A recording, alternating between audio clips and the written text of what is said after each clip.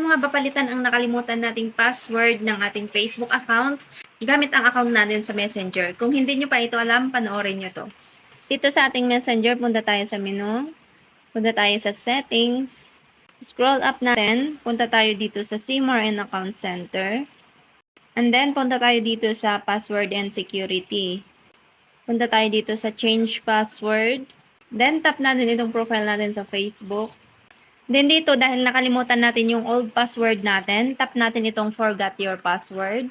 And then dito, mag-select kayo kung saan nyo gustong isend ni Facebook ang code sa inyo. Sa inyong Gmail, sa inyong phone number, o sa inyong WhatsApp. Then, tap nyo na itong Continue. And then dito, need natin ilagay yung code na pinadala sa atin. Then, tap ulit natin itong Continue. Ilagay na natin yung bagong password natin.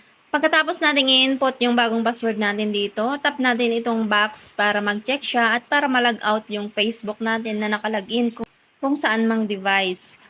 Then, tap nyo na itong Continue.